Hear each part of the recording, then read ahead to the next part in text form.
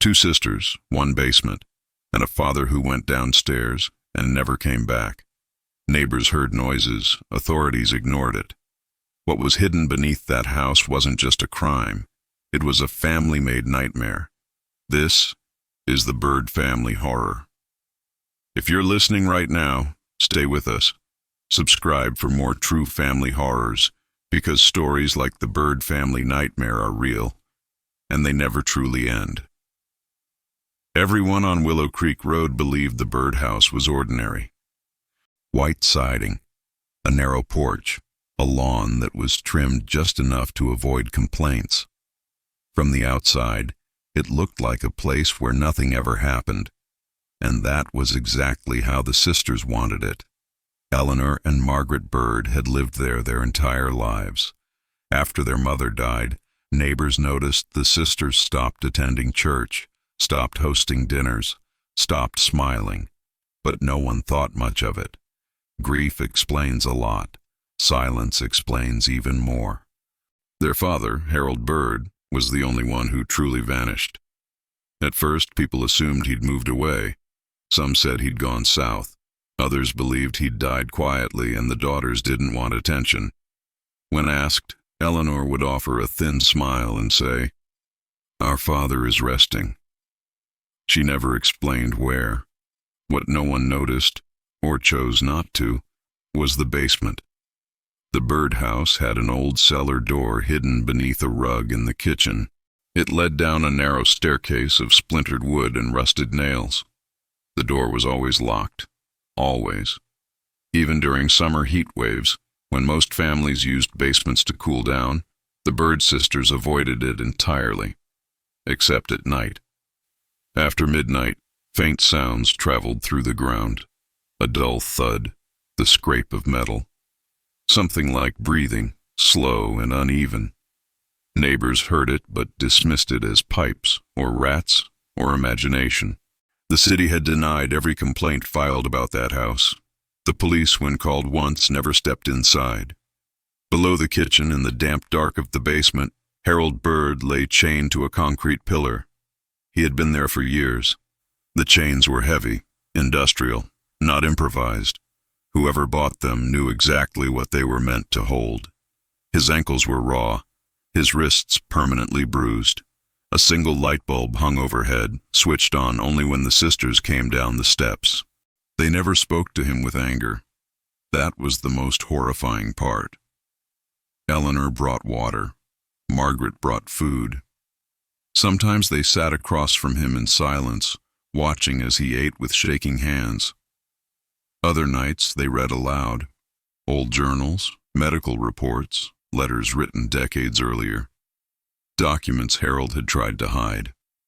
"You don't remember this," Margaret would say calmly. "But we do." Harold always begged the same question. Why?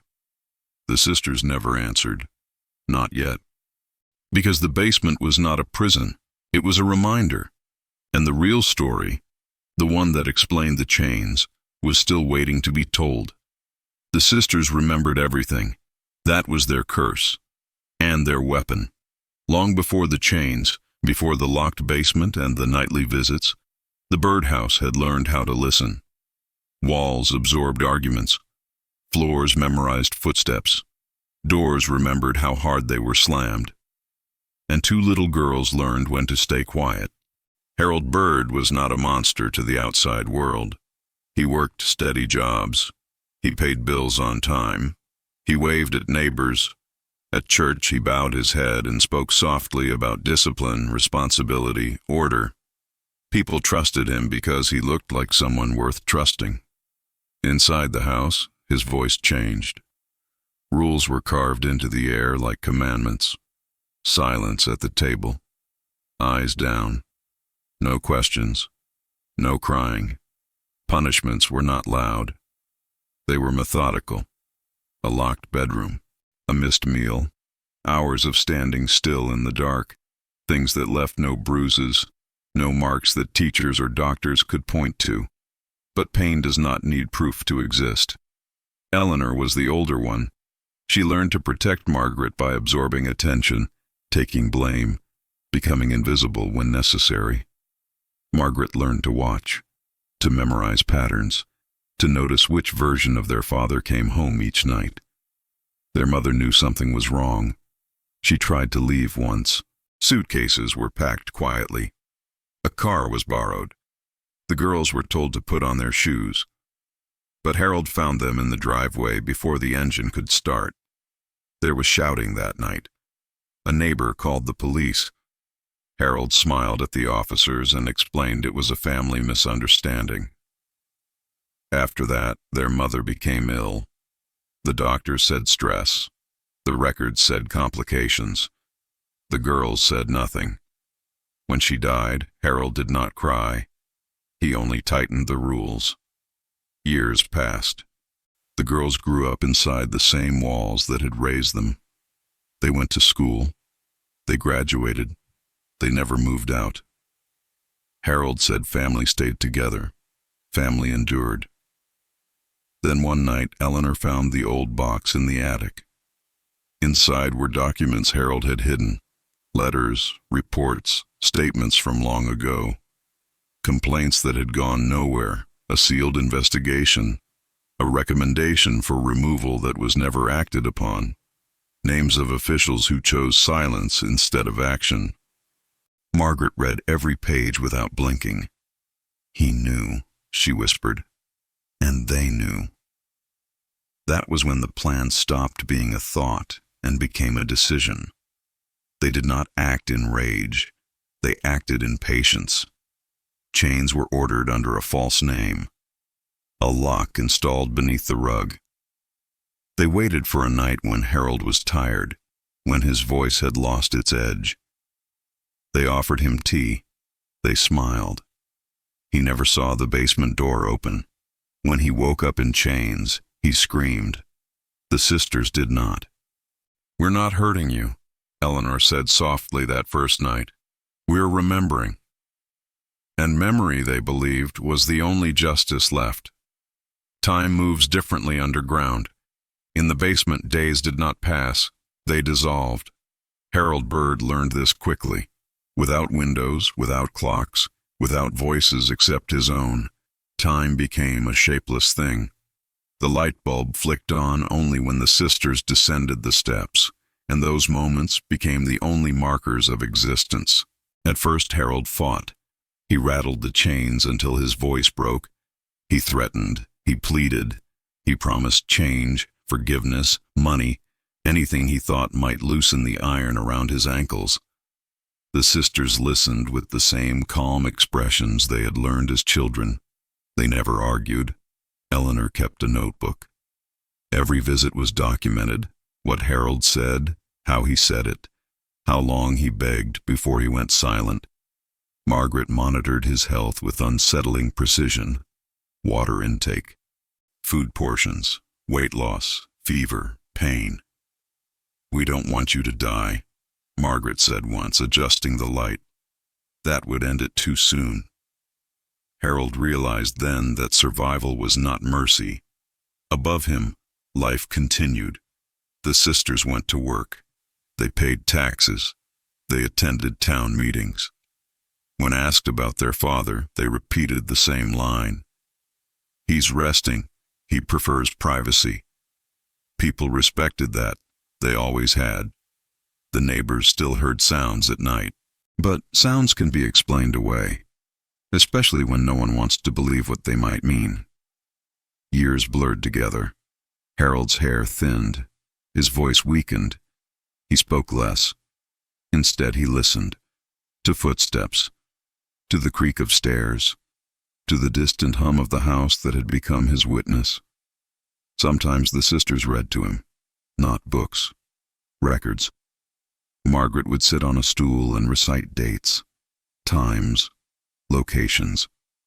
Eleanor read statements written by social workers, teachers, doctors, all of them noting concerns, all of them concluding insufficient evidence. Each reading ended the same way, and no further action was taken.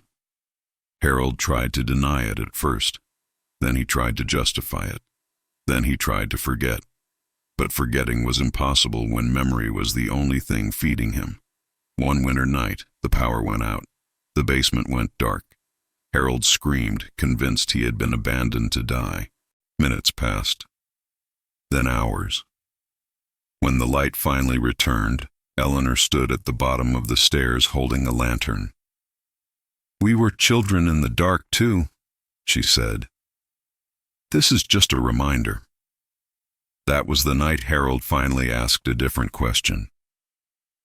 "How long will this last?" Margaret looked at him carefully.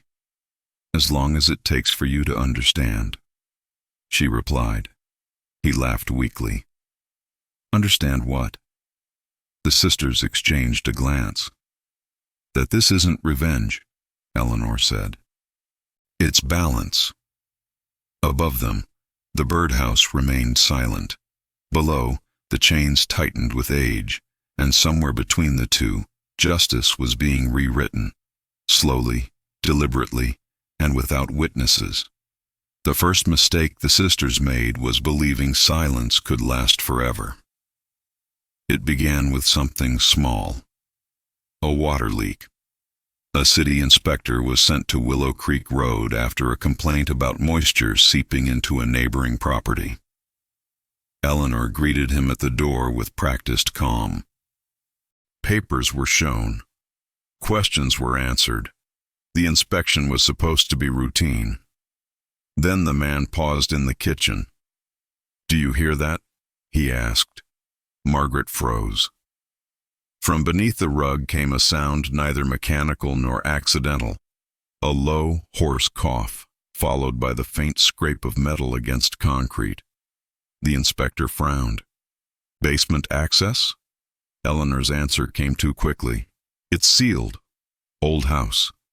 That should have been the end of it. It wasn't. The inspector filed a note. Not an accusation, just an observation.